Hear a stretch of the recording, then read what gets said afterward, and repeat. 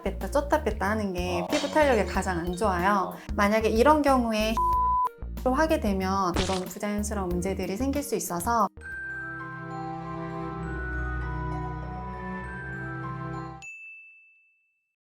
안녕하세요. 소희원 소지연 원장입니다. 요새는 남자분들도 젊어 보이는 외모를 갖기 위해서 피부과를 많이 찾아주시는데요. 상담을 하다 보면 대부분 남성분들이 뭔가 리프팅 장비로만 얼굴을 개선시킬 수 없을까 이렇게 원하시는데, 사실 노화가 진행되면서 처짐도 오지만 중요한 건 이제 볼륨 꺼짐이 같이 오기 때문에 볼륨을 채워주는 게 중요하고 어떤 리프팅 장비로도 채워줄 수가 없어요. 그래서 결국은 필러나 콜라겐 부스터로 이제 채워줘야 하는데요. 오늘 시술하실 남성분도 얼굴에 꺼짐을 고민으로 내원하셨어요. 그래서 저희 병원에 처음 상담을 오셨을 때 리프팅 레이저로만 조금 젊어지는 외모를 갖고 싶다라고 오셔서 상담도 수차례 했는데, 사실 얼굴에 볼륨을 채워야 젊어지는 얼굴이라서 볼륨을 채우는 시술을 하기로 결정을 했습니다. 그러면 상담으로 넘어가 볼게요.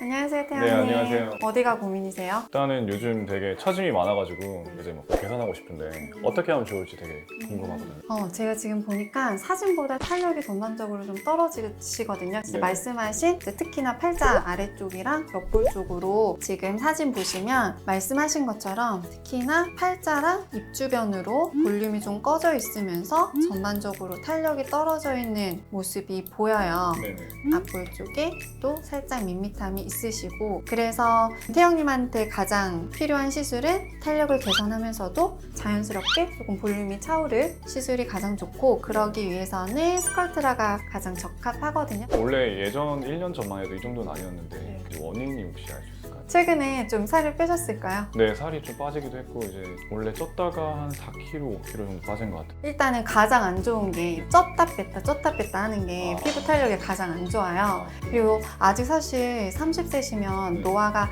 이제 시작되는 단계인 거지 막 급속화되는 단계는 아니잖아요. 그래서 뭔가 관리 문제라든지 뭐 보습도 잘 해주셔야 되고, 그리고 제가 볼 때는 이렇게 급격한 체중 증가와 체중 감량, 이게 조금 클 것 같아요. 처음 들어본데 혹시 어떤 건가요? 스컬트라는 이제 내 콜라겐을 생성시켜서 시간이 지나면서 콜라겐으로 인한 볼륨이 생성되는 거예요. 보통은 한 달 간격으로 2-3회 정도 반복 시술을 하면 원하시는 정도의 볼륨을 얻을 수 있는데, 스컬트라가 지금 태영님한테 맞는 이유는 일단은 전반적으로 볼륨이 조금 없으시고 탄력도 조금 많이 떨어지셔서, 만약에 이런 경우에 히알루론산 필러로 하게 되면 사실 옆볼 쪽이나 이런 데는 용량이 꽤 들어가야 되거든요. 네. 근데 옆볼에 조금 꽉 채웠을 때 히알루론산 필러 특성상 약간 이물감이나 웃었을 때 아니면 이를 이렇게 악 물 때 또 조금 약간 튀어나오거나 이런 현상이 또 생길 수가 있고, 특히 마른 분에서 히알루론산 필러를 많이 좀 채웠을 때 조금 경계가 생긴다든지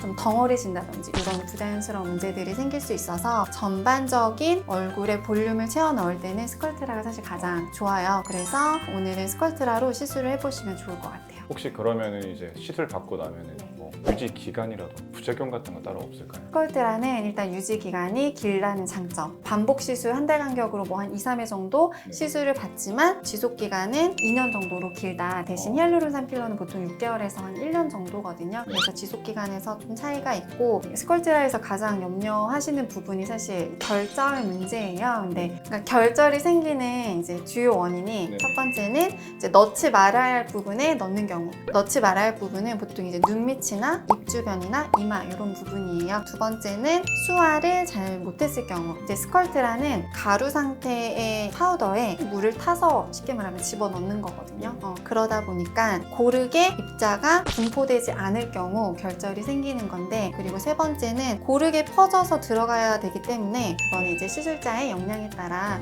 조금 다르다고 보시면 돼요. 시술 받을 때 뭐 통증이라던가 아니면 어떤 식으로 방식이 진행되는지만 좀 궁금한데. 통증은 그냥 마취할 때 조금 아프고 네. 시술 받을 때도 좀 뻐근해 이 정도 느낌은 있을 거예요. 그리고 방식은 캐뉼라라고 하는 네. 뭉툭한 관을 써서 이렇게 고르게 펴는 방식으로 시술을 해서, 시술 후에 주사 들어간 부위에 약간 구멍을 뚫으니까 그 부분에만 이제 듀오덤이라는 스티커 같은 걸 붙여드리거든요. 그거 말고는 크게 일상생활에 지장은 없으세요. 그리고 스컬트라의 특성상 하루 이틀 정도만 물 붓기가 있고 바로 빠져요. 그래서 원래대로 돌아갔다가 이제 천천히 이제 볼륨이 차오르는 거예요. 그래서 좀 한 달에서 한 달 반 정도가 경과했을 때 1차 그 시술의 결과를 좀 알 수 있다고 보시면 됩니다. 궁금한 거 없으세요? 네, 다 알아가지고. 네, 그러면 시술하러 가보실게요. 네, 알겠습니다.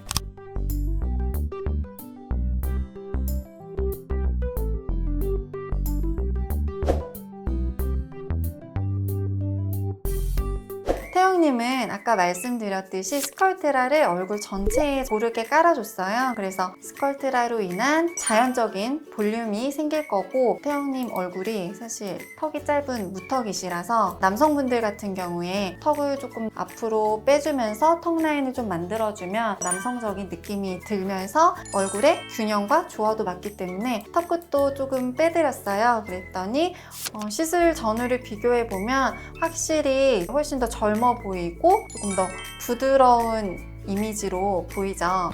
근데 이제 스컬트라는 아까 말씀드렸듯이 하루 이틀이면 이제 물 붓기는 확 빠질 거고, 시간이 지나면서 이제 점차적으로 볼륨이 좀 차오를 거예요. 그래서 한 달 이후의 경과를 보고 볼륨이 만약에 부족하다고 생각을 하시면 추가적인 시술을 하게 됩니다. 그런 동안 해소이지 수지원 원장이었습니다. 안녕.